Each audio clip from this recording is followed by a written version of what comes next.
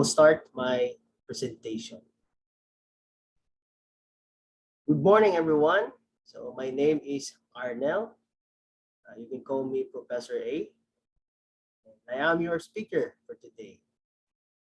But before anything else, allow me to introduce myself and to give you a little background about me. Okay. So currently, I am a college professor teaching business administration courses from one of the colleges here in Davao City.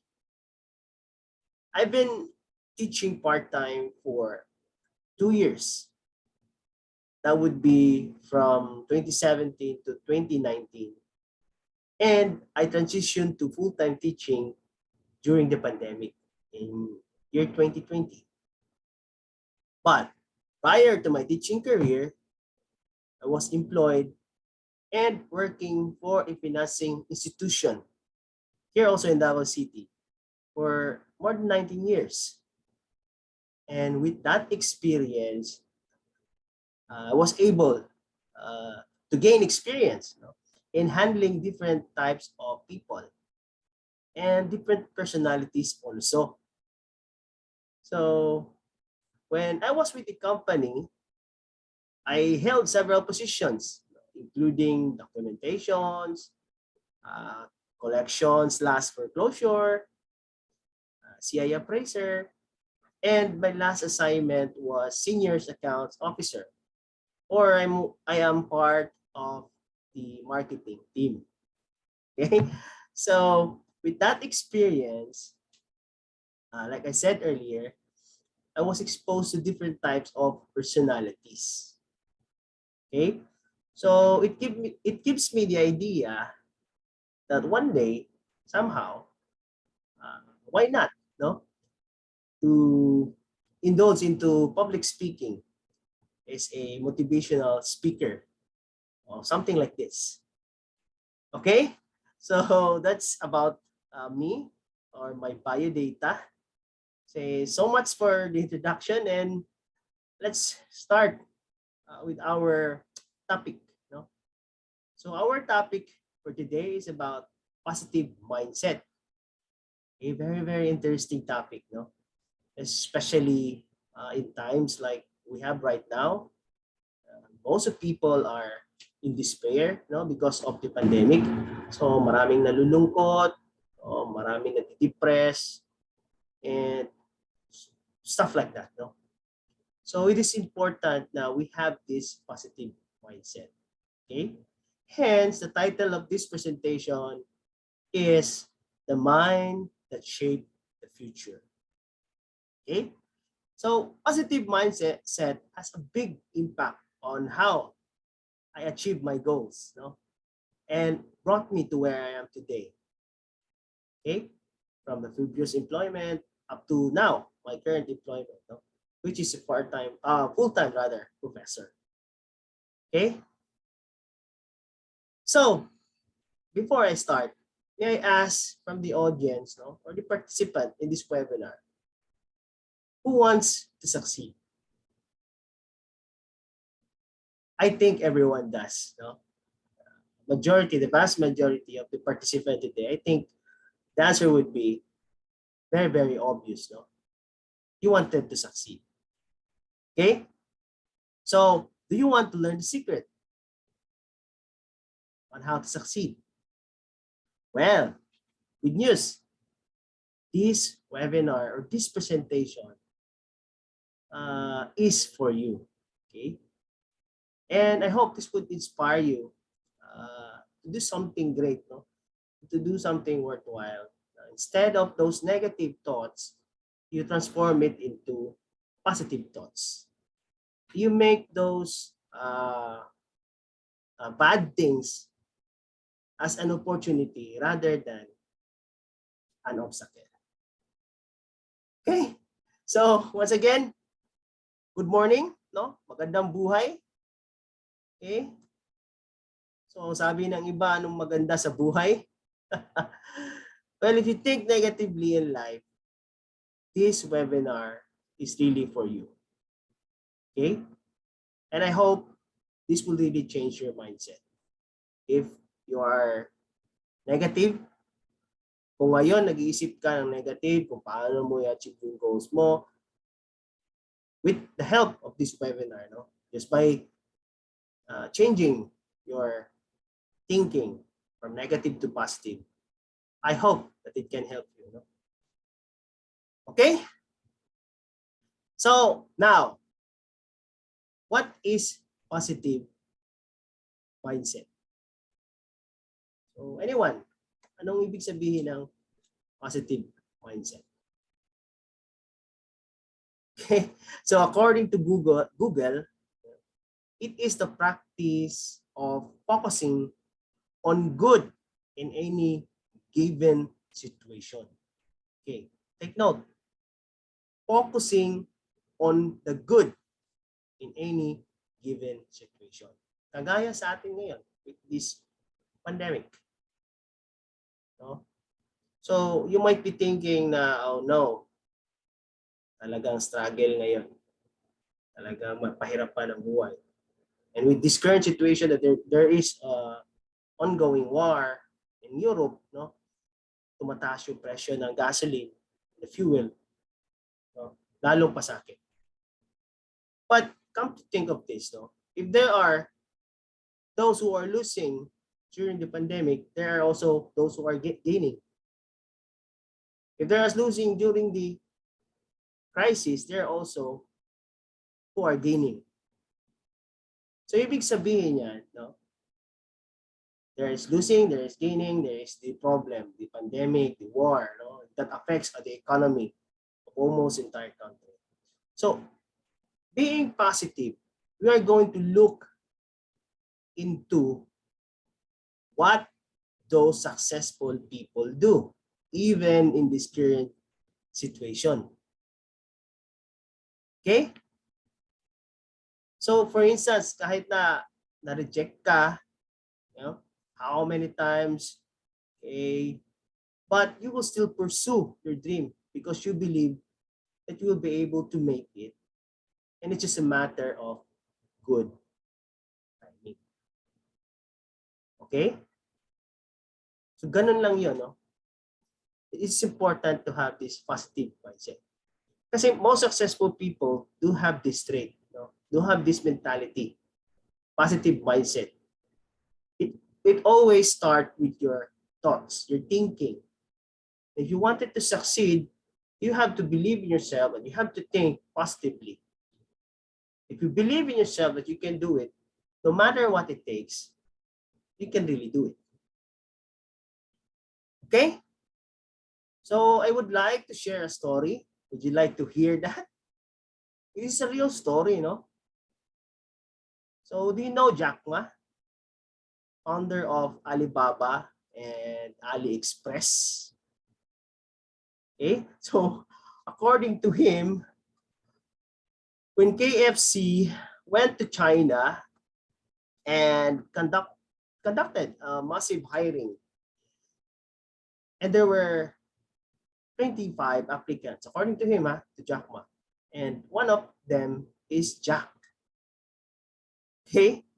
And according to him, out of the 25 applicants, he was the only one who was not employed. Imagine that there are 25 applicants, he is the only one na hindi nakapasok.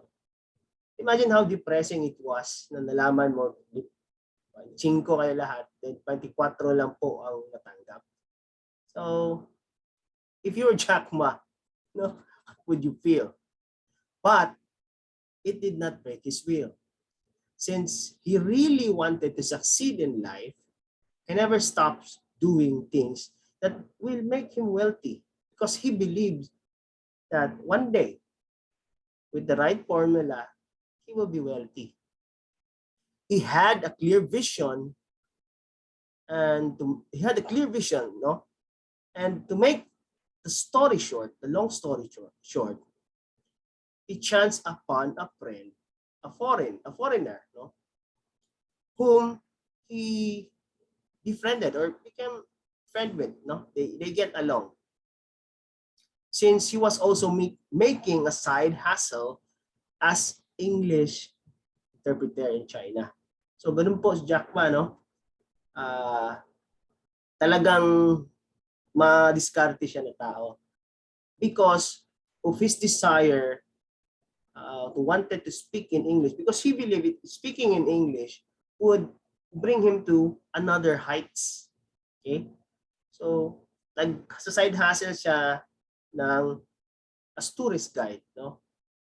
And paano niya na nagawa is that he would frequently go to place na merong mga foreigners, no? And then he would ask, ano pa ibig sabihin nito? And eventually, he knows how to speak English. Okay? So, yon, his friend, no, a foreigner, introduced him to internet.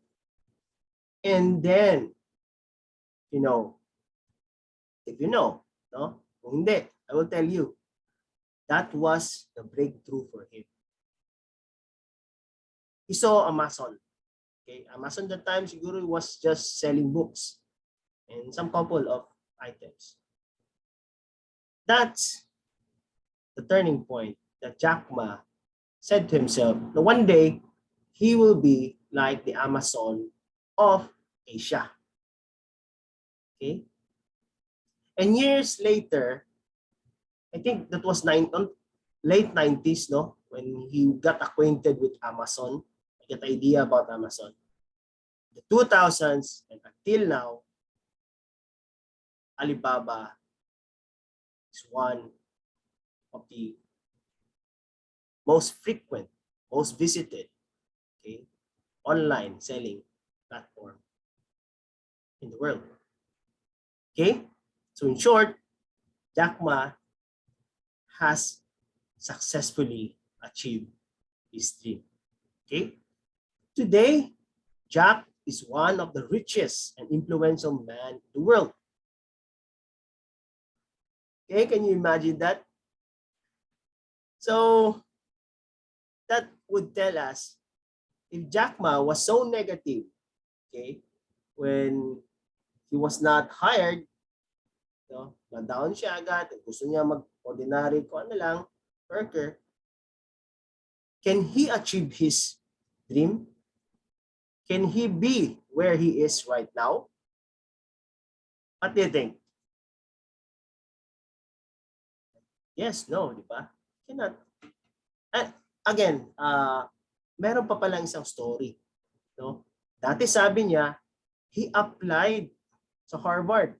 Imagine, he confessed, no, based on the interviews, no, and his testimonial. Imagine that alam niya, medyo mahina siya, no? But he is really wanting to pursue an education with Harvard. But unfortunately, he again and again, he got a rejection. But today, according to his account, no, iniimbitahan na siya ng Harvard to share inspirational talks. And many other industries in America, no, would want to know the secrets of Jack Ma, how he became so prominent, no, as a motivational speaker, because he's a motivational speaker now, as an entrepreneur. Okay, I think with multi-billion siguro worth of assets. Okay, so for Jack Ma, meron siya nung never say never. And for that reason, he succeeded. Or he succeeded. Okay? And that starts with positive mindset, positive thinking. Now, you want to be like Jack Ma? Then change the way you believe. Change your mindset. Change your negative mindset to positive mindset. Okay? Change your negative thoughts with positive ones. Believe that nothing is impossible as you long, no? You work on your dreams, your goals and aspirations, and also seek guidance from above. Okay? There should be no boundary or sky's the limit. Okay? Be positive at all times. Exercise positive mindset, even in your daily activities. No? Daily situations. No? Konting kuan, wag tayong aangal, no? Blame agad with the government. No, that's not the proper way. No? If may pagkukulang ang government, dapat we should be the one na punuan yan. It start with us. Okay? We cannot blame anyone but ourselves. But it has to have yung attitude na positive mindset. Okay? Are we learning so far? Ladies and gentlemen, who is attending this webinar? Okay? So those who are learning, kindly press thumbs up icon or heart icon or clap icon in your Zoom. No? Then stretch yourselves. Baka nakatulog na yung iba dyan. Okay?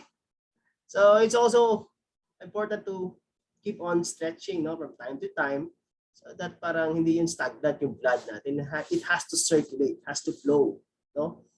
Para hindi tayo antukin and you can still follow the speaker. Okay? I hope I am connecting with you, ladies and gentlemen. Okay. I'm glad that you are still there. Okay, so I will give you another story before I wrap up. Is that okay? Buhay pa ba tayo? Katulad niya, magandang buhay, no? Sabi nga, anong maganda sa buhay? Buhay pa ba tayo? Okay, this is about my experience, no? Just this very recent. Okay, as a college professor, no? Okay, so the BSBA department has given us a task, no? Our program din, no, give us a task. And then I was assigned to do it. So she wants me to assemble a team to participate in a business plan competition.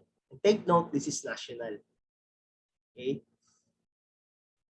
So, modesty aside, no, hindi sa pagmamayabang din, this is my forte because I graduated at the University of Southeastern Philippines, no, here in Davao State University, and my major is enterprise development. No? And then the end point of that is that writing a business plan. Modesty aside, I graduated with high-flying colors. So that is why it was entrusted to me to lead the team. Okay? But however, natapwat subalit. What subalit, no?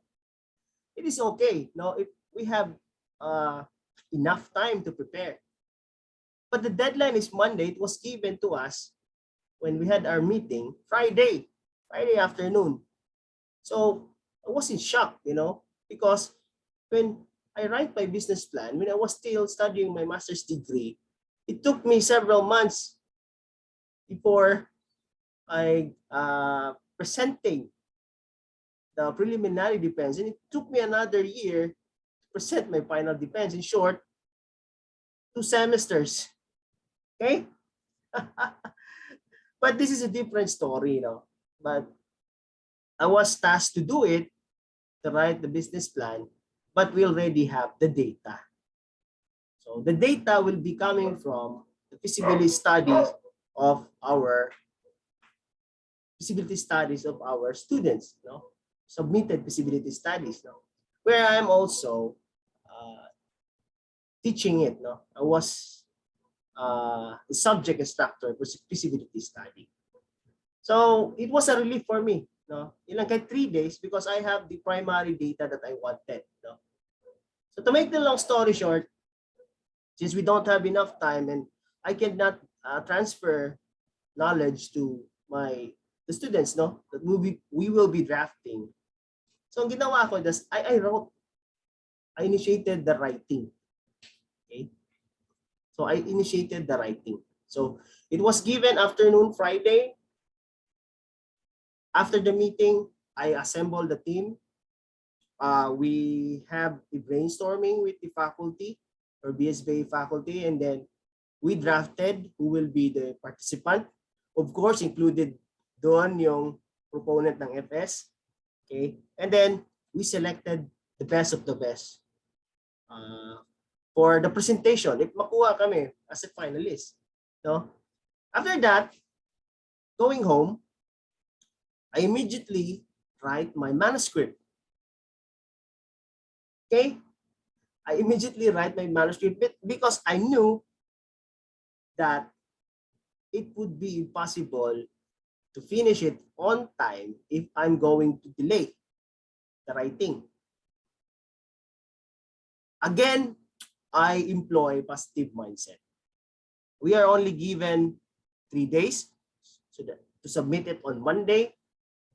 I told myself, okay, since I am the most capable here, I will have just to write the business plan, no? Because the data was there, from the FS. I just have to extract data and do some research, because research nowadays is very, very portable because of Google and because of the internet, no? Yun.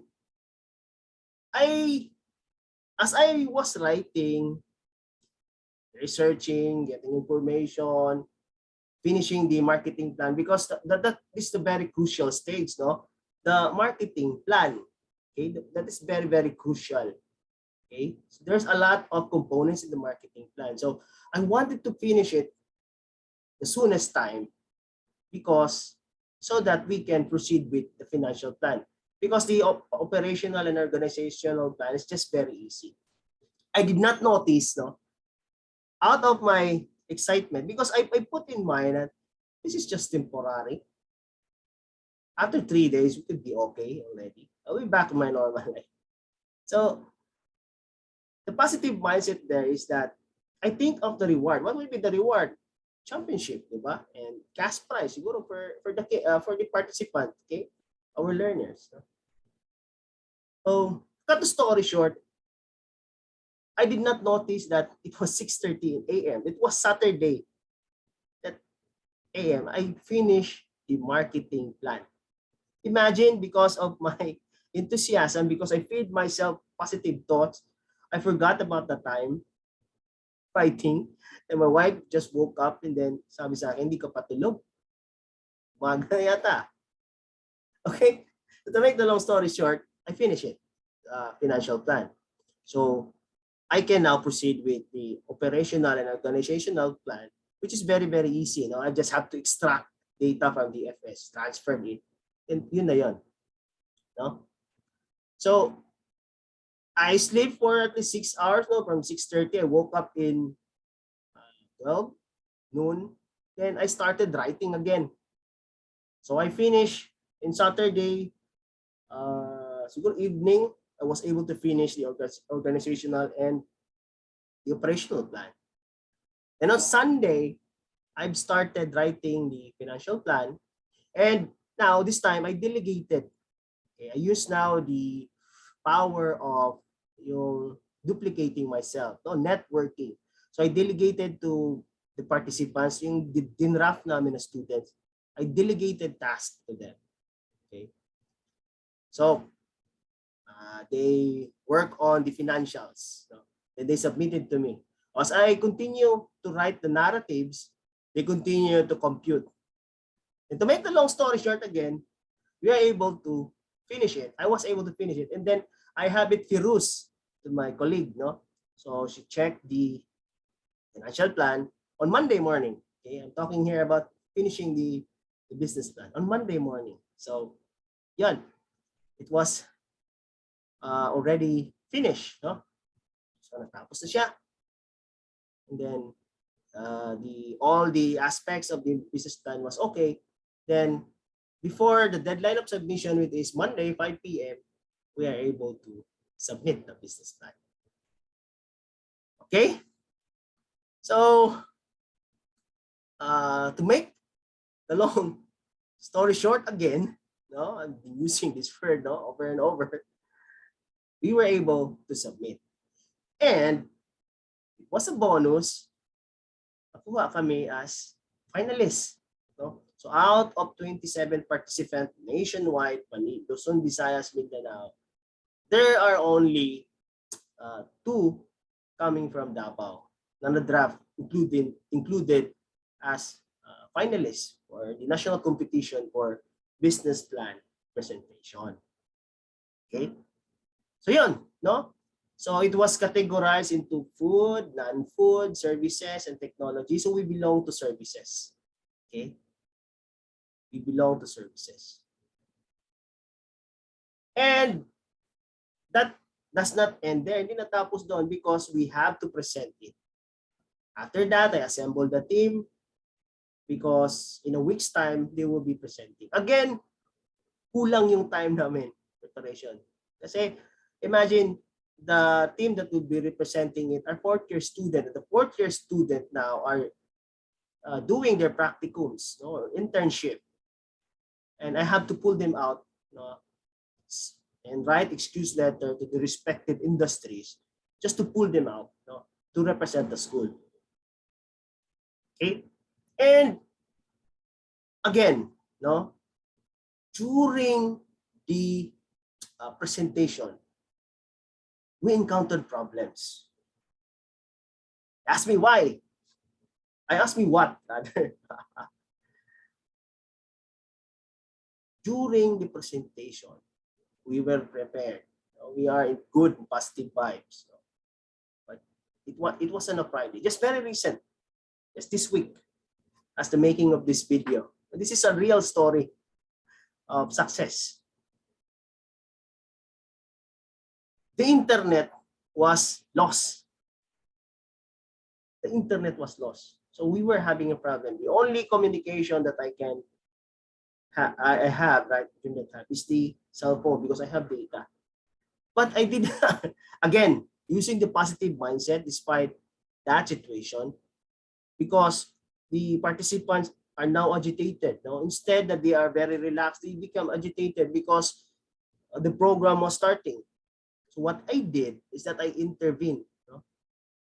I opened the microphone and speak up and said, we are sorry for the inconvenience because we are having difficulties. Meron kami mga technicalities here in Davao City. Our internet connection is having problem. No? Parang there's a transformer that is exploding and then the electricity went out so that our internet connection also is static and we cannot present immediately. So they have received my message. Okay, so I initiated the initiative to talk to them. So by that, nabuhayan yung team. Okay, nabuhayan yung team, and then I encourage them na okay, this is what we are going to do. So by that also, hindi kami yung nauna. Nag-present yung Manila, no? Nakita namin yung how they present, okay? So, so tingnan nyo. Then I encourage my team, tingnan nyo, look at their presentation. You can do better than them. Again, positive mindset. I know that the presentation of the one is also good, but I did not said na we are inferior. I told my team now we can do this, no? Our presentation is also unique. Our manuscript is also unique. Our concept is also unique and very, very timely during the pandemic because we're offering online and on-site services, no? Because we're into sports, but we have online and on-site services, a hybrid service, no? To be specific, it was a basketball services with online and on-site feature. Okay? So yun, nakita namin. So I told my team na, okay, can do better. So when you present, you project, parang you're interested, you are ganado, and you project, smile. Okay? You have to smile. You have to be confident. Okay, yun na. Maganda na ang labas. On the middle of their presentation, ayun na naman, nawala na naman yung internet namin, connection. That was very, very disappointing and that was very, very pangtanggal ng momentum. And then the team was agitated again, no? Parang in despair. Parang, oh no, what are we going to do with this? We're going to lose. Again, positive mindset. Okay? Okay, don't worry. We're going to fix this. We're going to talk to the panels, no, of our situation. And I keep on intervening as their coach, no, as their head coach. Until talaga, no, to make the long story short, nakaraos kami, then natapos yung question and answer, ganun pa din. But we are able to answer it. The very, very astonishing part is that at the end, okay, at the afternoon, no, in the awarding ceremony, we were thinking na pakaseka na lang because yun nga eh, may mga criteria kasi merong rubric, no? Presentation, okay? Eh, titingnan mo yun, putol-putol, yung time namin, lampas na, di ba? Okay? But because I encourage my team, no, to still get the composure kahit pag ganun, positive pa rin ako ba? I really lead the team to really do their best kahit pag ganun ang nangyari. They were able to deliver it, no, with confidence. When they answered it, may confidence pa rin kahit agitated sila. To make the long story short again, or to cut it short, we won the championship. And this is very, very memorable for us because this is the first time we participated in the national tournament. Thanks to the pandemic, because if it was a face-to-face platform, maybe we could not attend. But because this is online, no, and the cost is not that big, we were able to participate. That was a history for the school because that is the first time that we win the national championship. Okay?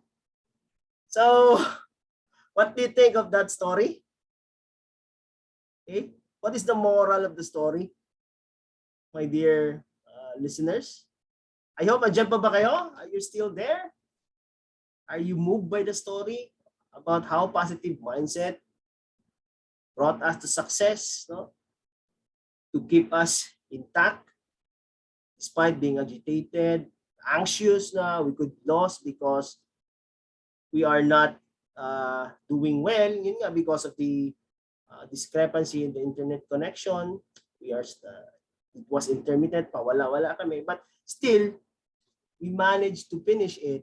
We managed to answer the question. Hindi ka paputol-putol because of being positive, staying focused, thinking of the reward rather than the obstacles, no? Opportunity rather than pains. Okay?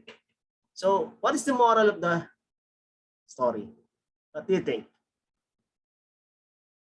Okay? Given only we have 3 days to prepare, instead of complaining, this is the first, no, to take note.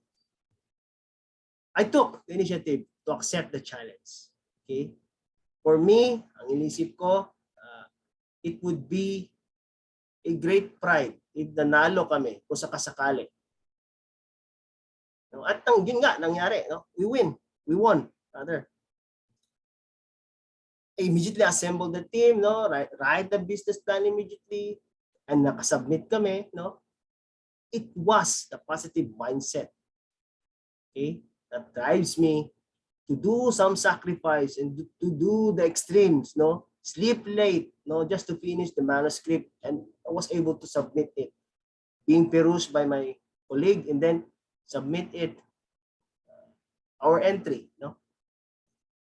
I was focused on the reward, not on the obstacle. Hence, we were able to submit on time and eventually won the competition. Okay? Very, very inspiring story, right? And I really believe that if we win, it will be a history in the making. Okay? Again, because like I said, it was the first time also that the school participated in the national level.